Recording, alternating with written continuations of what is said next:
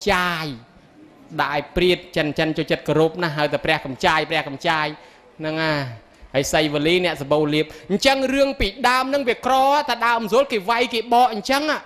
việc xong nâng chẳng hơi sầm put lô prao chỉ sầm put bang school phong hơi sầm mai ngày muối bỏ ong trong riêng từ khung nè cô mẹ cả thẹn nè khung plư sai tẹt cái na cái chun là bọt nó về sạpแต่khơi miền plư sai cái cắt nông miền đạ miền palai miền plư miền ấy chỉ plong ló bán bỏ ong nâng anh áo prehàn non nè để chỉ bỏ cắt tam lùm nóm plư sai nè đòi chẳng tới bán prehàn non nâng cắt chỉ bỏ để chẳng tung cả đau từ từng tam nâng vô mà hành bỏ pốt bỏ ong tại chê cao anh non tê anh non chlat na chạp bị pê nô máu bỏ ong ao dương thưa chỉ bỏ nâng cắt ấy đạch chẳng bữa sân chỉ trao lùi bàn tới gọi bạ vô từ pra đấy bữa sân là thân này sân là tần no giang nâng nó hỏi nam mối cầm ao chỉ lốc chỉ lóm chỉ môi có hoa phong đai rương rau miền về thiết phần là cắt đạch nâng xóm từ tam sa mà nạp phê tới trao phần năng bậc côn mà cha bậc cru từ bong cái nhúng xóm ni môn chìa sa thú phần tụ ra bỏ nón trào nó bàn làm pi liền nhiệt nhôm bởi chân nhôm cả ná tờ tua dọc bẹ cả đào và kê là nón đã thực nông pính bẹ cả đào chạy kia mà nè mà liền là nón nâng ơi đạp và thua tê sna tiệ tôn ở khăn ôngប្រសោត ដែលលើកឡើងមកសង្កេតយានាទាក់ទងនឹងរឿងបុណ្យកឋិនក្នុងទីនេះការសង្កេតយានារវាងព្រះមហាកាសបៈជាមួយនឹងព្រះអានន្ទនៅក្នុងគម្ពីរព្រះសតនបិដកហ្នឹងក៏ដល់ពេលវេលានឹងបញ្ចប់ក៏សូមរតនាព្រះនេកថែ4ព្រះអង្គតំណាងព្រះអរហន្ត500អង្គសម័យពុទ្ធកាលស្វាតជាយរាយនៅបទព្រះសុតនបិដកតាមបែបរលាក់រលែងយ៉ាងណាតាមសំគួរទៅតាមគម្ពីរឲ្យបានព្រមព្រះអង្គក្នុងគ្រានេះឯងអេវមេ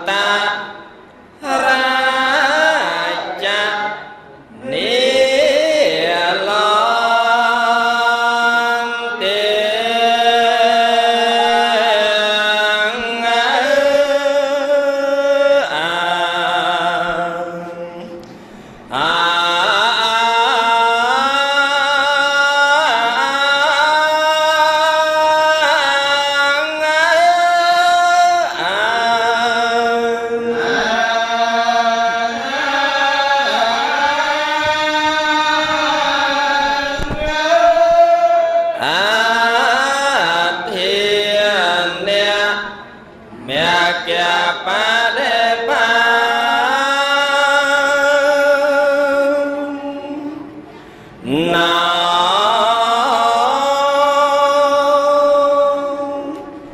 ហាតែប្រាប់អំពីព្រះនេកថាស្វាធ្យាយនៅកម្ពីព្រះសតនបិដកចប់សពគ្រប់ហើយព្រះមហាកាសបដ្ឋែក៏ចាប់ផ្ដើមធ្វើនៅសង្គាយនាកម្ពីព្រះអភិធម្មបិដកអភិធម្មបិតកੰកតបមាណੰមនាលអានន្ទដ៏មានអាយុតើកម្ពីព្រះអភិធម្មដែលពពុទ្ធជាម្ចាស់ប្រកាសសម្ដែងនោះតើមានប៉ុន្មានកម្ពីហនៈហើយបើរួមជាធម្មខណ្ឌមានប៉ុន្មានព្រះធម្មខណ្ឌសូមអរគុណនិមន្តឆ្លើយតសវចនੰអហੰសុទ្វាមហាកាសពេនៈបានលឺព្រះសូរសៀងស្នៀងព្រះវេចាថ្លាថ្លែងចាត់ចែងជាប្រស្នាក្នុងការសួរនៅព្រះអភិធម្មជាលំដាប់ទី2នៅក្នុងការសង្គាយនាព្រះអភិធម្មក្នុងទីនេះមិនបានក្បោះក្បាយទូលាយវែងឆ្ងាយដូចយើងធ្វើនៅក្នុងពេលផ្សេងនោះទេពីព្រោះវាតកតងជាមួយនឹងបុណ្យកឋិនទានអីចឹងយើងគ្រាន់តែប្ររពជាកិច្ចជាហេតុខាងដើមបន្តិចបន្តួចទៅតាមទំនៀមទម្លាប់ជាប់ពីបុរាណកាលមកតែប៉ុណ្ណោះលើសពីនោះទៅទៀតយើងនឹងចាប់ផ្ដើមចូលនៅក្នុងសេចក្តីនៃកឋិនទាននេះពាក់ព័ន្ធទៅនឹងព្រះអភិធម្មនោះតែម្ដងទូលព្រះបង្គំខ្ញុំព្រះករុណាជាតំណាងឲ្យព្រះមហានន្ទនៅក្នុងពេលនេះនឹងសុំឆ្លើយប្រគេនសំណួរដែលព្រះគ្រូម្ចាស់ជាមហាកាសពចោទសួរថាតើព្រះអភិធម្មនឹងមានន័យថាម៉េចមានប្រមាណកពីប្រមាណធម្មខណ្ឌជាដើមនោះនឹងឆ្លើយថាអភិធម្មគឺជាធម៌ដ៏ប្រសើរខ្ពង់ខ្ពស់ជាធម៌ដ៏ក្រៃលែងជាធម៌ដ៏ល្អិតសខំជាធម៌ដ៏មិនច្រឡំជាធម៌ដ៏ប្រសើរអភិធម្មនេះជាធម៌ប្រពៃថ្លៃថ្លាខ្ពង់ខ្ពស់ជាទីបំផុតដែលព្រះសម្មាសម្ពុទ្ធទ្រង់ត្រាស់សម្ដែងប្រោសពុទ្ធមេត្តានៅឯឋានតាវតੰលើថ្មបណ្ឌុកម្មពលៈសេនាសនៈឯណោះហើយបើយើងគិតជាកម្ពីមាន5ពីរកម្ពីគឺកម្ពីធម្មសង្កនិ1ធាតុកថា1វិភាំង1កម្ពីបកលបញ្ញត្តិ1កថាវត្ថុ1យមកៈ1មហាបដ្ឋាន1បើគិតជាធម្មខណ្ឌមាន42000ព្រះធម្មខណ្ឌនេះឯងកម្ពីព្រះអភិធម្មណាព្រះកាសពដ៏មានបជនវែងសូមនិមន្តជ្រាបសាធុចុះអ្វីទៅអានន្ទជាឫសគល់របស់ព្រះអភិធម្មសូមនិមន្តឆ្លើយអ្នកណាអ្នកទប់ដើមឈើឲ្យឈរនឹងនៅបាននោះឯងជាឫសអភិធម្មក៏ដូចគ្នាដែរធរណាដែលទប់អភិធម្មនឹងឲ្យនៅនឹងបានធរនឹងឲ្យឫសអភិធម្មសូមជ្រាបអូយធម៌ប្រភេទណាទៅដែលទ្រអភិធម្មឲ្យតាំងនៅបានអានន្ទសូមវិសាចនា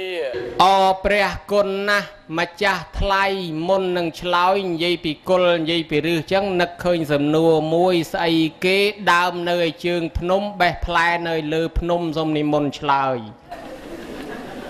ស្អីទៀតហើយទេអានន្ទដើមនៅជើងភ្នំបេះផ្លែនៅលើភ្នំស្អីអញ្ចេះញោម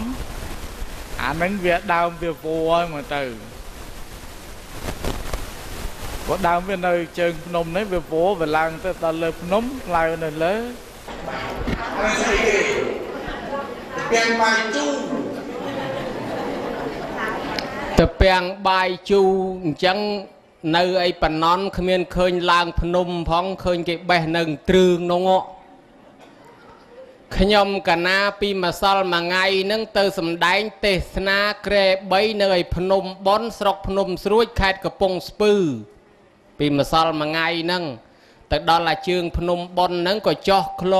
ក្ ក្រងជាពក៏វត្តវត្តពុននេះហើយពីជើងភ្នំទៅស្រាប់តែឡើងទៅដល់លើញោមមកជាពសិតតែកត្រោយទៅអង្គុយបេះបដាគិតបដាយីអាគាត់នេះដើមនៅជើងភ្នំមិននោះទៅដល់មកបេះឲ្យលើភ្នំមែនណាហើយចឹងកត្រោយគឺដើមអាសក់កាចប្រគុណម្ចាស់ព្រះអភិធម្មនេះបើយើងនិយាយពីបណ្ដូលពីអត្តនៃកម្ពីនេះវាមាន4គឺចិត្តចេតសិករូបនិងនិព្វានចិត្តនឹងប្រដាប់គិតប្រដាប់ត្រេះរិះប្រដាប់សន្សំនៅអារម្មណ៍ចេតសិកនឹងសភាវៈកើតជាមួយនឹងចិត្តរួចរូបនឹងសភាវៈដែលកើតរលត់ក្នុងធម្មជាតិនេះតាក់តែងឡើងដោយសង្ខាររលត់ទៅវិញដោយសង្ខារហើយឯនិព្វាននៅកន្លែងរំលត់ទុកលែងមានការកើតលែងមានសង្កតធម៌ប្រជុំតាក់តែងឲ្យកើតទៀតផ្ដាច់ចំណងតណ្ហាបាន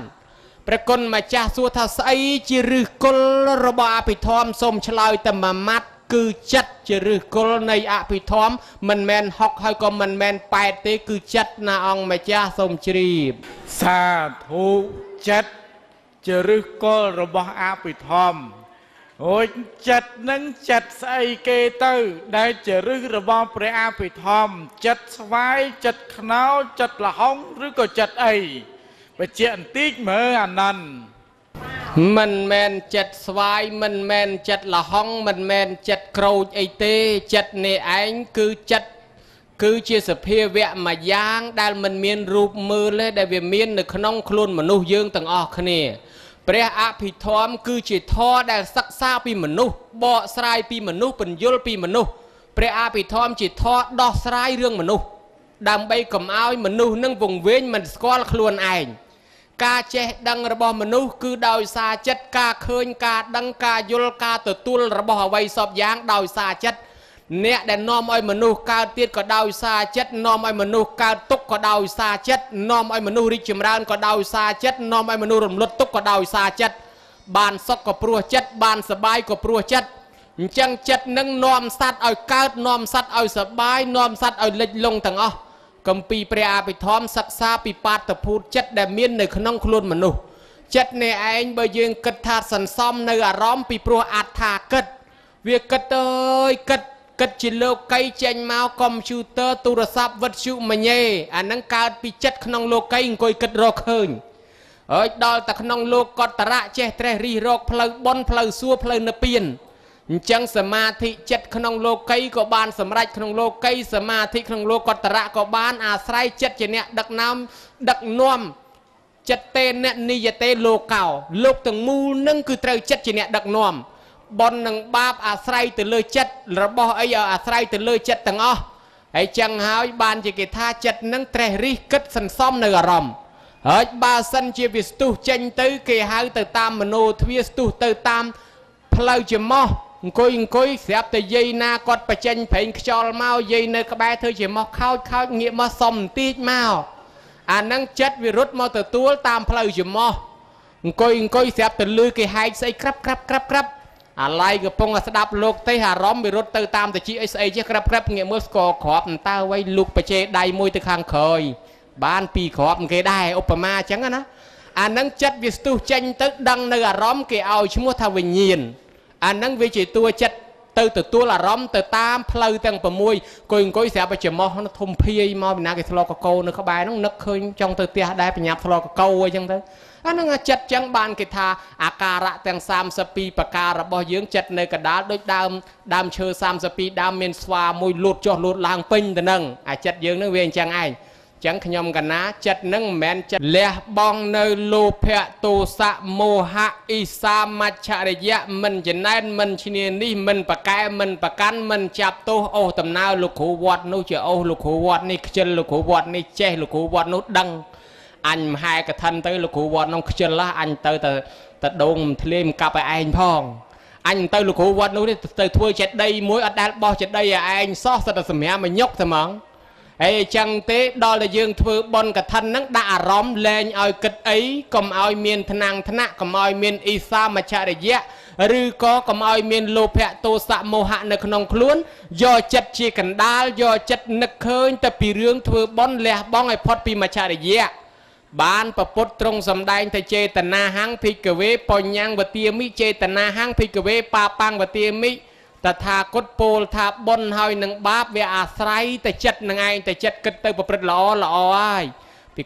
vì khẩu thông mấy mình đăng tà nẹ trô trong tung chê bà hát chất xâm co tha bà song ta bà năng ai nâng ạ chất đài chẳng ai chất lõ bon lõ ai bà con mà cha bàn về miền rương mùi rương cả thân đó nhôm ná kê hai cả thân kê thưa cả thân này loan xếp ta bờ rò mà nè nu cọt nâng nư rô si bánh sát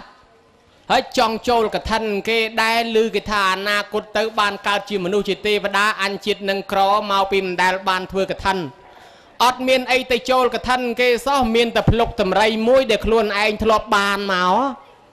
chẳng coi cất cho cất láng cắt ập lục tầm rây nâng chạ thưa mông đã mà chôn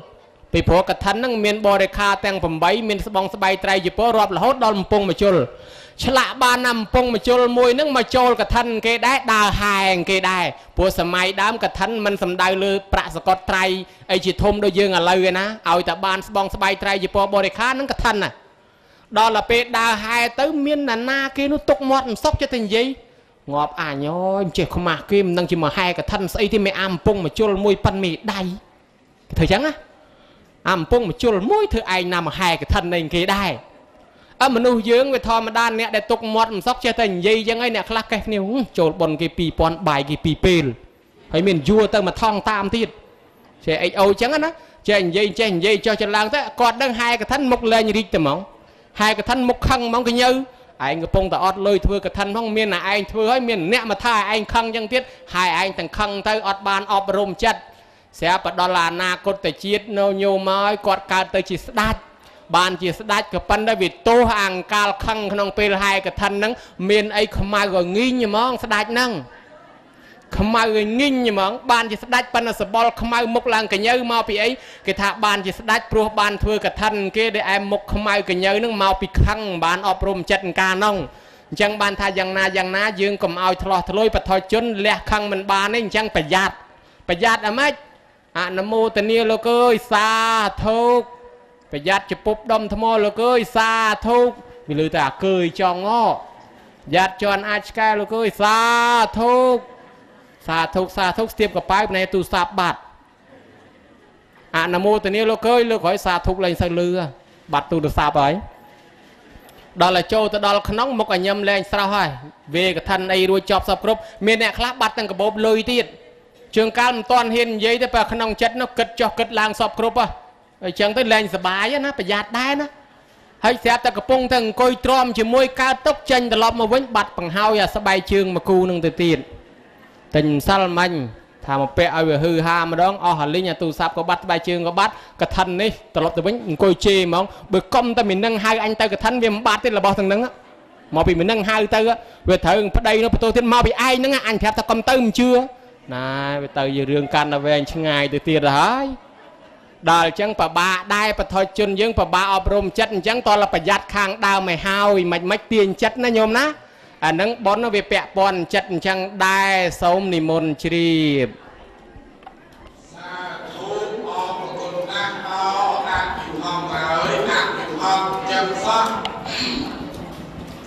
bên từ vừa đi là nói tôi việc xoay chân ăn từ con từ ngày xoay từ lưng chân từ ngày chân nhưng mà không mà đi vì cả không có là có nó lưng chân ăn đó có nó lưng chân chân lại nó là tập lưng chân nó trong cái áo mưa từ lưng chưa chứ cái chân là không đi chẳng là chịu bị lúc đó mới là bò chịu bị trong ôi miền anh kể xòm prom phải chỉ cái vợ bon bị đá móc cái ở che khăn ấy anh nhâm là hốt đó mà từ van kia kể miền trọp phong kể rúp sạch phong nó kể anh nhâm là hốt mà từ ôi nhạc lan nút trọp miền tràn miền cả pon tay dây bị mông bị mót mà tới bom ôn qua ta cao đừng khni cọ ơi chỉ bị cọ miền miền pon tay miền đấy nàng kể chu chật sao nơi miền mai miền preu là hốt đó chả ngọt chẳng tới có miền này mua bị rúp cọ trọp miền này anh ấy có thả bà này đi cái tới riêng trăm chặt chơi người cam một vị trí bón tam bay pre bị thom nó là o nè học từ tám pre bị thom ơi chẳng sạch nữa đó បើបាត់បែកជើងនេះកុំឲ្យជេរពីចោលអញអូដៅណាអញហ៎ព្រោះណាំផ្លេចស្អីមកនឹងមិនតាន់បានស្អីដោះពុតឡើងលើសាលាព្រមងាកទៅវិញបាត់ព្រមហ្នឹងមកពីណាអញដៅអញតាមតាន់អញអត់ទុកទេហ៎អញអត់វាស្គាល់ដៃអញម្ដងមានដែរដឹងប្រយ័ត្នណាបែកជើងនេះញាតញោមអាត្មាចម្រើនពរឲ្យស្អែកនឹងបើខ្លាចបាត់ស្បែកជើងចងខ្សែដាក់ចង្កេះឲ្យទូត្រៃចងដាក់ឲ្យទូត្រៃកុំឲ្យបកែបាត់ហើយបកែ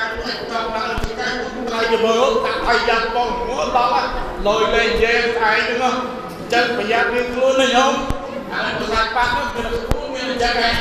ហើយបើបាត់ខាងញោមទុកលើក្រៅឲ្យទូត្រៃហែកាប់ចំមកវិញទៅបាត់ហើយមកទៅហ្នឹងហើយបាត់ស្បែកជើងខាងចឹងប្រយ័ត្នកុំឲ្យបាត់តាមអាត្មាគឺចងចង្កេះទៅដល់បើចងនឹងចង្កេះហ្នឹងមានតែប្រពន្ធម្ចាស់ទេចងមុនគេព្រោះលោកឡើងវិហារមុនគេទៅក្រោមការីចងចង្កេះដាក់បើប្រពន្ធឡើងមុនគេទៅនឹងយើងយកហើយចម្រើនពរប៉ុណ្ណឹងក៏ឥឡូវចិត្តក្នុងអភិធម្មចំចាយមួយទៀតស្គាល់ចេះអានន្ទឲ្យអានន្ទបកស្រាយសំណួរនឹងខ្ញុំកាលណាក៏ធ្លាប់ឮហើយក៏ឆ្ងល់ឯងដែរឮគេថាអញ្ចេះអានន្ទហើយអ្នកណាដែលមានតែសាដកមួយមានតែស្បង់មួយមានតែត្រៃលៀងហ្នឹងឯងយកទៅចូលរួមបន់កឋិននឹងគេហ្នឹងឯងគេថាតទៅអនាគតហ្នឹងមិនបានធំទេបានជាបរិវារគេតែមែនអានន្ទសូមអរតនីនិមន្តឆ្លើយអត់មែនទេប្រគុណម្ចាស់អានឹងគេថាទេមិនមែនព្រះថាឯណាខ្ញុំកណាសុំបើកអំបងកញ្ចក់បន្តិចបន្តួចបើប៉ះពៀអីសុំប្រគុណម្ចាស់គ្រប់ព្រះអង្គខន្តីអភ័យទោសពីរឿងថាឲ្យយាយចងស្បែកជើងនៅនឹងចកេះដូចមិនល្អមើលទេអ្នកកាមេរ៉ាថតជាប់ទៅនឹងគេឆ្ងល់ទៅទៀត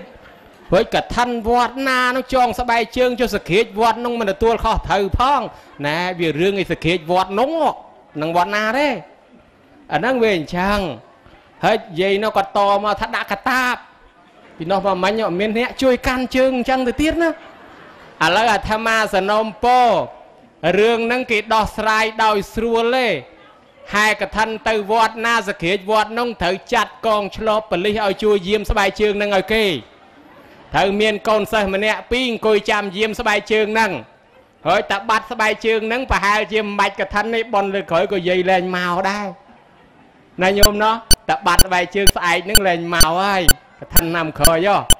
ហើយអាហ្នឹងអាត្មាថាហ្នឹងក្រែងលោទេក្រែងលោវាកាក់កបស្អែកវាមានអ្នកយាមអញ្ចឹងមែនទេចាអាហ្នឹងងាប់ព្រោះនៅលើសក្រាចវត្តទេតែសក្រាចវត្តចាត់ចែងទៅបានហើយអ្នកមានចម្ងល់ឡើងតែមានហើយអ្នកខ្លះគេថាអូយអញទៅចូលទេសាដកមួយអីត្រៃលៀងអីជាតិក្រោយកើតឡើងបរិវារគេអាហ្នឹងខុសទៅទេហ្មងអត់ត្រូវសោះអ្នកខ្លះគេបបួលចូលកឋិនខ្ញុំកឋិនទៅធ្វើតលមេគេបើអារឿងកូនចៅគេមិនធ្វើទេអានេះវាកូនចៅតែពេលធ្វើបន់ទេប៉ុន្តែដល់តែបានបន់វាអាស្រ័យទៅលើចិត្តអាស្រ័យអភិធម្មឯណោះទេកូនចៅក៏